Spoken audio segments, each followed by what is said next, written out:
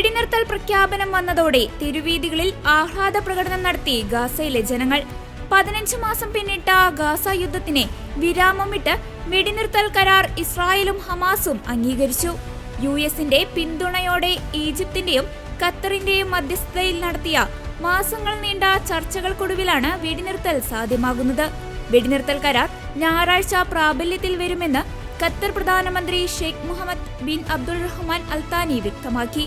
ഇസ്രായേലിന്റെ യുദ്ധകാല ക്യാബിനറ്റ് കരാറിന് അന്തിമാംഗീകാരം നൽകുമെന്ന് പ്രധാനമന്ത്രി ബെഞ്ചമിൻ നെതന്യാഹുവിന്റെ ഓഫീസ് അറിയിച്ചു. ഡൊണാൾഡ് ട്രംപ് പ്രസിഡന്റായി സ്ഥാനമേൽക്കുന്ന ജനുവരി 20 മുൻപ് വെടിനിർത്തൽ പ്രഖ്യാപനം നടത്താൻ യുഎസ് സമ്മർദ്ദം ചെലുത്തിയിരുന്നു. തന്റെയും ട്രംപിന്റെയും ഒരുമിച്ചുള്ള ശ്രമങ്ങളാണ് വെടിനിർത്തലിലേക്ക് നയിച്ചതെന്ന് സ്ഥാനമൊഴിയുന്ന പ്രസിഡന്റ് ജോ ബൈഡൻ പറഞ്ഞിരുന്നു. ഇതിനിടയിൽ ഗാസ ഈജിപ്ത് അതിർത്തിയിലെ ഫിലാഡൽഫിയ ഇടനാഴിയിൽ സൈന്യം തുടരുമെന്ന ഇസ്രായേൽ നിലപാടിനെ ഹമാസ് എതിർത്തത് ചർച്ചകൾക്ക് തടസ്സം സൃഷ്ടിച്ചിരുന്നു. ഇരുപക്ഷവുമായി ഖത്തർ പ്രധാനമന്ത്രി വെവ്വേറെ നടത്തിയ അവസാനഘട്ട ചർച്ചകളിലാണ് ധാരണയായത്. തുടർന്ന് വെടിനിർത്തലിന്റെ ആദ്യഘട്ടത്തിൽ ഇസ്രായേൽ സൈനിക സാന്നിധ്യം കുറച്ചുകൊണ്ടുവരാൻ ധാരണയായി. 42 ദിവസം നീളുന്ന ആദ്യഘട്ടത്തിന്റെ തുടക്കത്തിൽ ഹമാസിന്റെ ബന്ദികളായ 100 പേരിൽ 33 പേരെ മോചിപ്പിക്കുകയും പകരം ഇസ്രായേൽ ജയിലിലുള്ള 100-ലേറെ പലസ്തീൻകാരെ വിട്ടയക്കുകയും ചെയ്യും.